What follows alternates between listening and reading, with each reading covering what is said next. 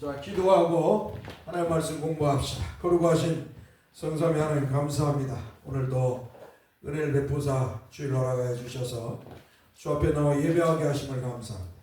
주의 성령께서 인도하여 주셔서 이 말씀을 깨닫게 해 주시고 또 믿음으로 승화시켜서 하나님께 영광 돌리는 종과 성도들이 되게 하옵소서.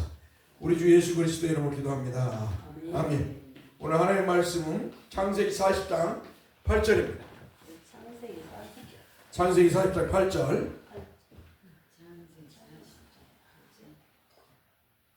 한번 따라서 합시다. 창세기 40장 8절. 그들이 그에게 이르되 우리가 꿈을 꾸었으나 이를 해석할 자가 없도다. 요셉이 그들에게 이르되 해석은 하나님께 있지 아니하나이까 청하건대 내게 이르소서. 아멘. 그래서 꿈의 해석은 하나님께 있다. 우리가 꿈을 꾸죠. 꿈을 꿉니다. 그죠? 이 꿈을 꿉니다. 자, 근데 이 꿈에 대해서 여러 가지가 있죠. 우리가 인간은 죄로 부여하고 타락한 영혼을 가지고 있는 이성이기 때문에 이 사람의 이성은 뭐예요? 생각할 수 없는 우리가 생각할 수 없는 것들을 생각하고 본 것과 보지 않은 것들을 어때요? 이 이성은 떠오르게 해.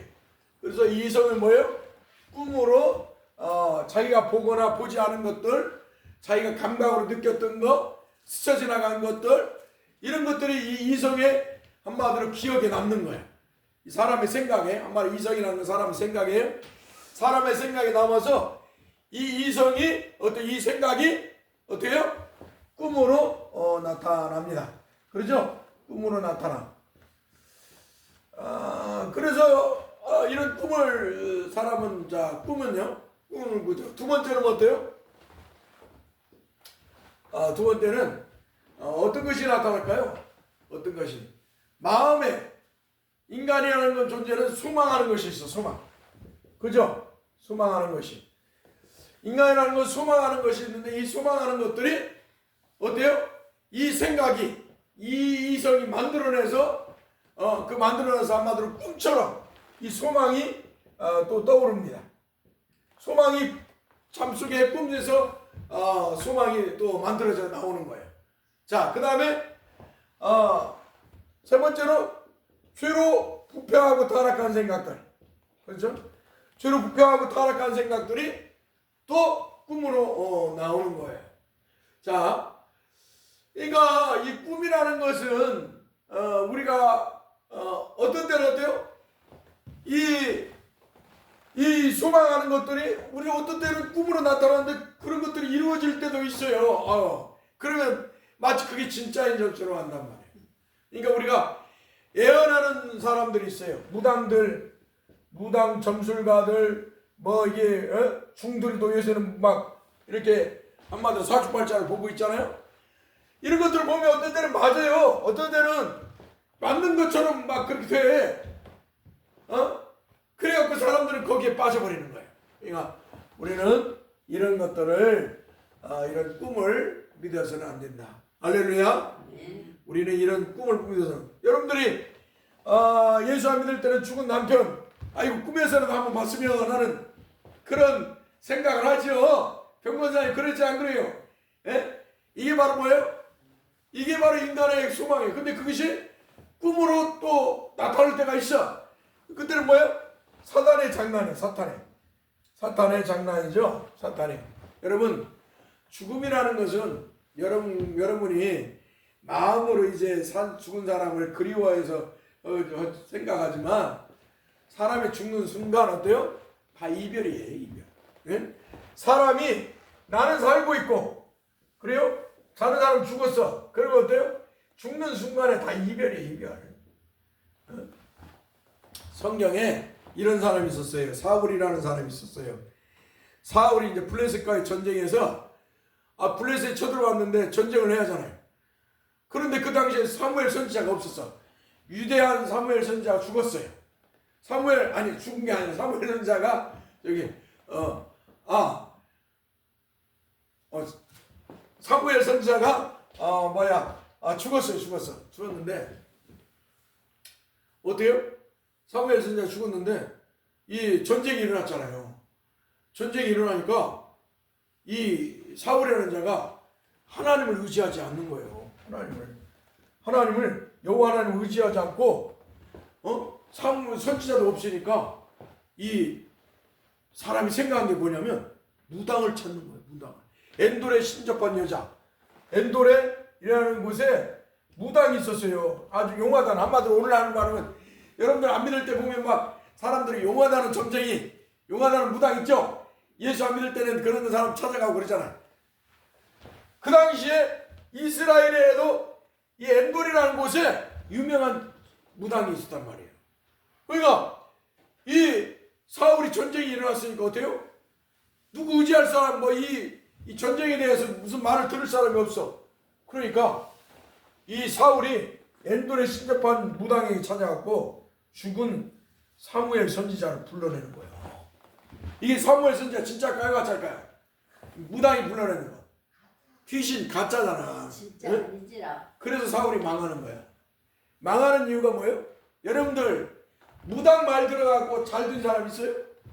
무당 말 들어갖고 가서 재산 다 무당한테 바치고 다 망하잖아. 무당이. 그러니까 우리는 예수 믿는 사람들은 이런 무당 쫓아가면 안 됩니다. 절대로 예언한다고 하는 사람, 기도 많이 해가지고 하나님부터 예언의 은사를 받았다고 해갖고 예언해 준다는 사람들이 있어요. 기독교 무당들. 세상에 무당들이 있는 것처럼 기독교 안에도 그런 무당들이 진짜 많아요. 여러분들이 이제 우리 시골에 사니까 이제 도시에 가면은 그런 사람들이 많이 있어. 그래갖고 기도해 주고 예언해 준다고. 이게 다 기독교 무당이죠.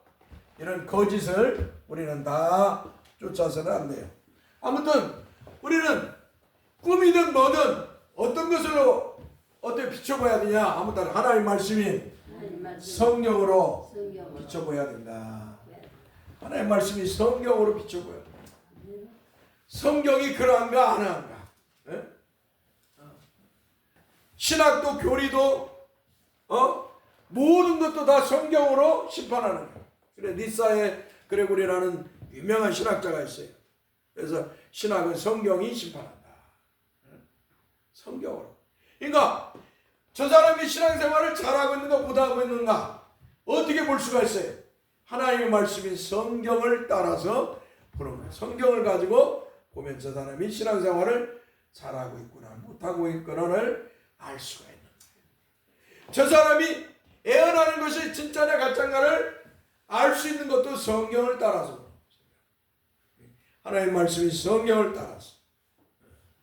그래서 꿈도 하나님의 말씀인 성경을 따라서 보여야 되는 거예요. 저 사람이 말하는 게 진짜인 것 같잖아. 저 꿈이 어떤 것. 여러분 사람이 잠이 안 올 때 어떤 생각이 나는지 알아요? 잠이 안 올 때 뭐가 나는지 알아요? 눈을 감고 있으면 헛된 꿈을 꾸고 헛된 생각을 해요. 망상을 하게 되는 거예요. 이 사람이 그러니까 여러분들도 잠이 안 오면 뻘떡 일어나가지고 기도를 하든지 운동을 하든지 성경을 보든지 그러는 게 낫지. 눈 감고 있거나 그냥 가만히 누워있으면 헛된 생각만 해. 예? 그래서 저희 어머니가 옛날에 이런 말씀을 했어요. 게으른 사람들은 하루에도 10번의 그 잠자리에서 기와집을 쳤다 부셨다 한다는 거예요. 예? 사기꾼들은 뭐예요? 맨날 눈 잠이 안 오면 뭐예요? 어떻게 하면 남의 주머니 거 내 것으로 만들까? 맨날 사기꾼들은 그 생각만 해. 진짜 그래요. 악한 사람은 맨날 악한 짓만 생각하는 거예요. 그러니까 우리가 멀쩡한 사람도 어때요? 잠이 안 오고 눈 감고 있으면 엉뚱한 생각이 난단 말이에요. 오늘 그 엉뚱한 생각들을 우리는 아무따라 우리 주 예수 그리스도의 이름으로 물리쳐야 된다. 할렐루야. 예수 그리스도의 이름으로 물리쳐. 벌떡 일어나서 주여 내 영혼을 주의 이름으로 성령님께서 정결케 하옵소서 하고 벌떡 일어나가지고 하나님 앞에 기도를 하든지 또 하나님 주신 이 세상을 보면서 하나님을 찬송하는 그런 여러분 되어야 줄 믿습니다.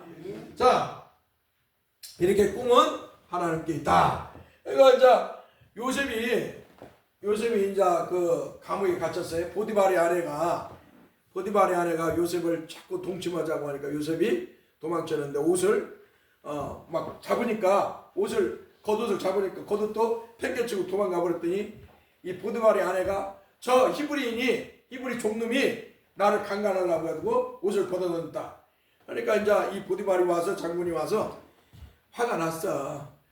화가 나가지고 요셉이 그런 사람이 아니라는 걸 알지만 화가 났어요. 그런 일이 일어났다는 게 얼마나 화가 났겠어. 남편으로서 또 장군으로서. 그러니까 자기 아내에게 죄를 물을 수가 없잖아. 그러니까 어때요? 자기 아내에게 죄를 물을 수가 없으니까 자기 아내에게 물으면 자기가 수치를 당하잖아요. 그러니까 이 요셉 히브리에서 한마디로 이스라엘에 에서 잡아온 이 종 요셉을 감옥에 가둬버렸어요. 자, 감옥에 가뒀더니 그때 마침 어떤 사람들이 감옥에 들어오냐? 왕의 술을 맡은 관원. 예, 왕의 술을 맡은 관원이 오는 거예요. 왕의 술을 맡은 관원. 한마디로 왕의 술을 만들어 가지고 술을 왕에게 드리는 그런 술 맡은 관원. 술 맡은 관원장이 관원이 왔고요. 그 다음에 떡을 만들어서 왕에게 바치는 떡 만드는 관원을 만든 관원이 요셉이 감옥에 한마디로 요셉이 하나님을 섬기고 하나님의 말씀대로 살으니까 이 간수장이 요셉을 보고 한마디로 감옥에 일을 하도록 했어. 네? 감옥에 일을 하도록 했는데 이 술 맡은 관원과 떡 만든 관원이 감옥에 왕의 술 맡은 관원과 떡 만든 관원이 들어왔어요. 근데 어느 날 이 요셉이 와서 이렇게 보니까 이 두 사람이 근심이 가득한 거야. 얼굴에 근심이 가득해요. 그래서 물어본 거예요.